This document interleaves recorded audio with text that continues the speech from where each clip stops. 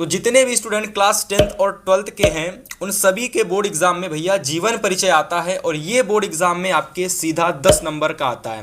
यानी ये total 10 number का टॉपिक होता है, जिसमें लेखक का जीवन परिचय और कवि का जीवन परिचय दोनों पूछे जाते हैं, और एवरी क्वेश्चन 5-5 नंबर का होता है, तो टोटल 10 नंबर आपके यहाँ से मिलते हैं। बात ये होती है कि जीवन परिचय काफ़ी सारे स्टूडेंट सीधा क्वेश्चन बैंक से तैयार कर लेते हैं, और काफ़ी सारे स्टूडेंट ऐसे होते हैं जो बुक से भी तैयार करते हैं। लेकिन इस वीडियो के अंदर हम थोड़ा खास आपको बताने वाले हैं कि आपको जीवन परिचय किस तरीके से लिखना है और किस तरीके से तैयार करना है। ठीक है, ये कंप्लीट वीडियो देखने के बाद आपको लिखने का तरीका और तैयार करने का तरीका दोनों आपको पता चलने वाले हैं। ठीक है, तो देखिए कि सबसे पहले कि कौन कौन से ऐसे जीवन परिचय हैं जो हमारे बोर्ड एग्जाम के लिए काफ़ी ज़्यादा इंपॉर्टेंट हैं, तो सबसे पहले हम वो जानेंगे। ठीक है, तो यहाँ अगर आप एक नज़र डालेंगे तो सबसे पहला जो हमारा काफ़ी ज़्यादा इंपॉर्टेंट जीवन परिचय वो सूरदास का है, जो कि आपके हर साल बोर्ड एग्जाम में पूछा जाता है। किसी भी प्रीवियस ईयर पेपर उठा करके देख सकते हैं, आपको यह जीवन परिचय जरूर देखने को मिलेगा। तो अगर हम बात करें कि सबसे पहली चीज़ें जो आपको होती हैं जीवन परिचय को तैयार करने के लिए, वो क्या होती हैं, तो जैसे कि अगर हम बात करें जन्म, मतलब उनका जन्म कहाँ हुआ था, वो आप तैयार करेंगे। सबसे इम्पोर्टेंट चीज़ होती है जन्म स्थान, यानी वो कहाँ पर जन्मे थे। ठीक है, तो वो चीज़ आपको तैयार करनी पड़ेगी।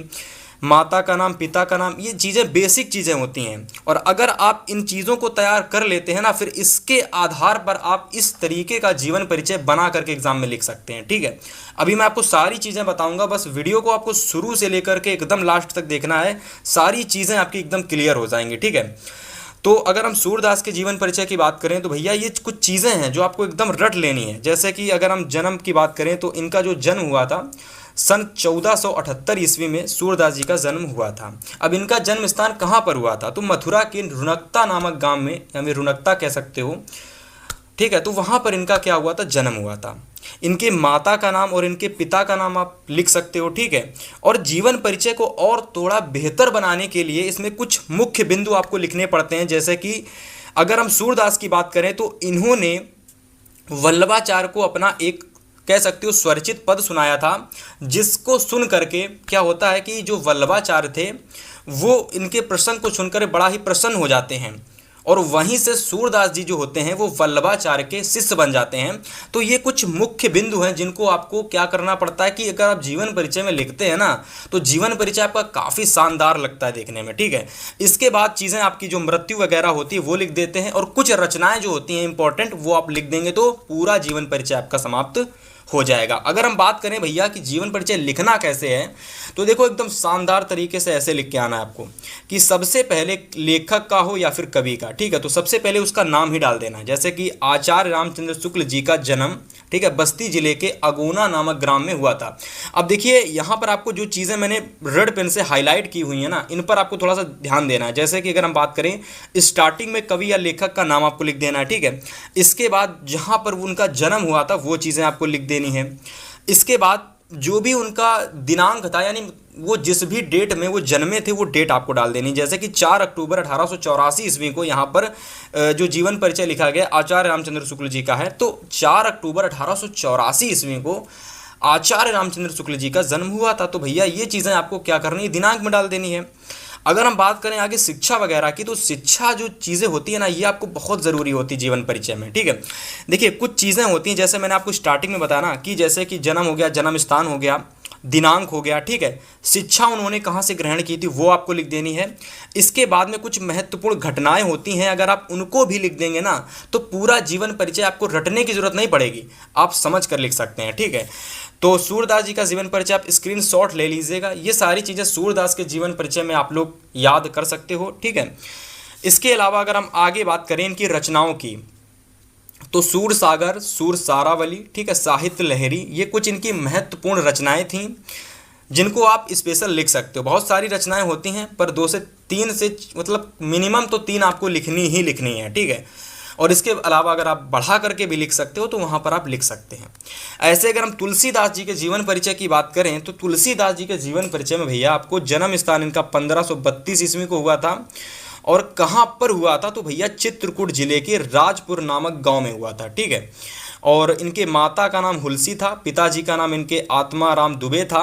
और शिक्षा इन्होंने कहाँ से ग्रहण की थी, तो वो चीज़ बहुत इंपॉर्टेंट है, क्योंकि जब भी कभी आप कोई जीवन परिचय लिखते हैं तो वहाँ पर शिक्षा बहुत ज़रूरी होती है कि उन्होंने शिक्षा कहाँ से ग्रहण की थी, ठीक है। और इसी के साथ साथ कुछ महत्वपूर्ण घटनाएं होती हैं, जैसे कि मैं अगर आपको बताऊं तो आचार्य रामचंद्र शुक्ल जी में मैंने महत्वपूर्ण घटना क्या लिखी हुई है कि 1921 ईस्वी में मिशन स्कूल से फाइनल की परीक्षा उत्तीर्ण करने के बाद, ठीक है, ये कायस्थ पाठशाला इंटर कॉलेज में इन्होंने अपना नाम लिखाया। मतलब हाई स्कूल की परीक्षा उत्तीर्ण करने के बाद जब ये 11वीं में गए, यानी 11 और 12 का आगे की शिक्षा बढ़ाने के लिए जब इन्होंने 11 और 12 में नाम लिखाया, तो वहाँ पर ये गणित में कमज़ोर थे, जिसकी वजह से इनकी जो शिक्षा थी वो आगे नहीं बढ़ सकी थी। तो ये महत्वपूर्ण घटना हो जाती है आपके आचार्य रामचंद्र शुक्ल के जीवन परिचय की। तो ये महत्वपूर्ण घटना आपको स्वयं से किसी भी जीवन परिचय में अगर आप पढ़ेंगे तो चीज़ें दिख जाएंगी आपको, ठीक है। वहाँ से 1 से 2 लाइन की आपको महत्वपूर्ण घटना उठा लेनी है और उसको आपको क्या कर देना, जब जीवन परिचय आप बनाकर लिखेंगे तो वहाँ पर आपको चिपका देना एकदम, ठीक है। और इनसे जुड़ी हुई कुछ बातें होती हैं जिनको आप लास्ट में लिख देंगे, जैसे कि इन्होंने नागरिक प्रचारणी सभा का संपादन भी किया और 1937 ईस्वी में ये हिंदी विषय के विभागाध्यक्ष भी रहे। तो ये चीज़ें आपको लास्ट में लिखनी है। लास्ट में अब देखिए, इतना ज़्यादा अगर आप नहीं लिखना चाहते तो नहीं लिख सकते हो, लेकिन कुछ इंपॉर्टेंट चीज़ें होती हैं, जैसे कि आपका जन्म स्थान हो गया, जन्म हो गया, माता का नाम, पिता का नाम, ठीक है, शिक्षा कहाँ से ग्रहण की, ठीक है। और मुख्य बिंदु, अगर हम मुख्य बिंदु की बात करें तुलसीदास जी के मुख्य बिंदु, तो तुलसीदास जी के मुख्य बिंदु थे कि इनका पालन पोषण किसने किया था, हरिदास ने किया था, ठीक है। इनका पालन पोषण किसने किया, तो भैया इनका पालन पोषण हरिदास ने किया। इनका विवाह किससे हुआ, तो इनका विवाह रत्नावली नामक स्त्री से हुआ। और आगे आप थोड़ा सा बढ़ा करके लिखना चाहते तो लिख सकते हैं कि इनका अत्यधिक जीवन काशी, अयोध्या और चित्रकूट में बीता।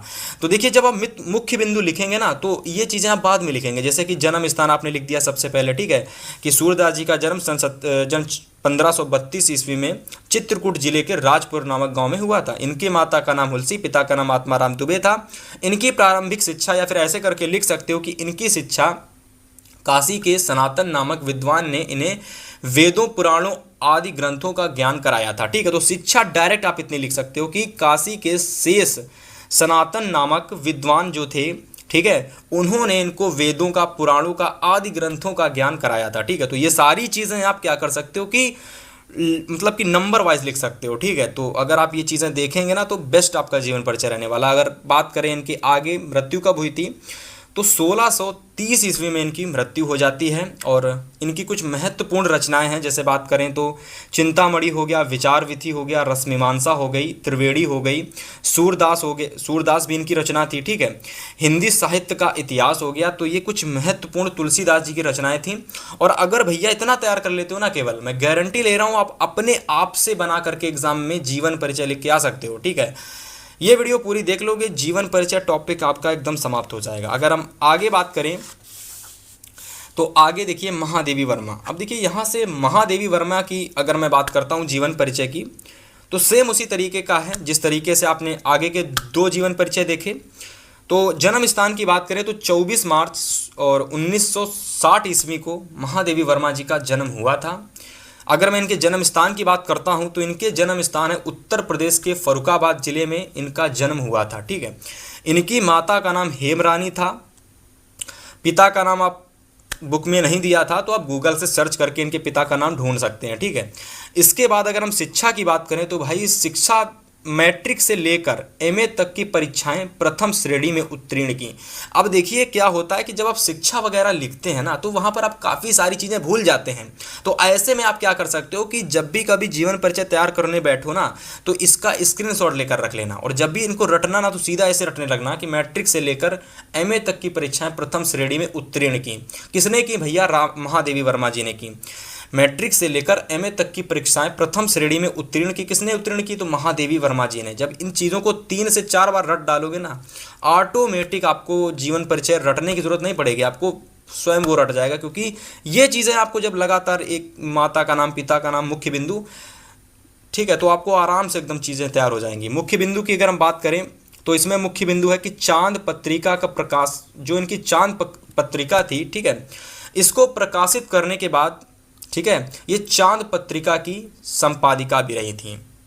इन्हें शेख सरिया और मंगला प्रसाद पुरस्कार जो था उससे सम्मानित भी किया गया था, ठीक है। तो ये इनके मुख्य बिंदु हो जाते हैं और ये लिखना बिल्कुल ज़रूरी है। अगर आप ये नहीं लिखेंगे तो भैया जीवन परिचय आपको नंबर तो मिलेंगे लेकिन पूरे नहीं मिलेंगे, ठीक है। अगर हम बात करें आगे मुख्य बिंदु में क्या लिख सकते हो महादेवी वर्मा में, तो भारत सरकार ने उन्हें क्या किया था या फिर इन्हें पद्म भूषण की उपाधि से सम्मानित भी किया था, अलंकृत किया था या फिर सम्मानित किया लिख सकते हो, ठीक है। और काव्य ग्रंथ यामा पर इन्हें ज्ञानपीठ पुरस्कार मिला। तो ये चीज़ें मुख्य बिंदु हैं, इनको लिखोगे ना तो जीवन परिचय ऑटोमेटिक आपको आप एक एग्जामिनर एक नज़र में पूरे नंबर देगा। देखिए जितनी भी चीज़ें मैंने आपको बताई हैं ना, ये चीज़ें सभी एक प्रकार से रिसर्च करके चीज़ें लाई जाती हैं, तभी जाकर आपके सामने प्रस्तुत की जाती हैं। तो चीज़ों को पूरा नोट करेंगे और बाकायदा चीज़ों को तैयार भी करेंगे। मृत्यु की अगर हम बात करें तो भैया इनका मृत्यु 11 सितंबर 1987 ईस्वी को हुआ था। अगर हम रचनाएं की बात करें तो इनकी रचनाएं निहार, रश्मि, नीरजा, सांदगीत, यामा, दीपशिखा आदि इनकी महत्वपूर्ण रचनाएं थीं।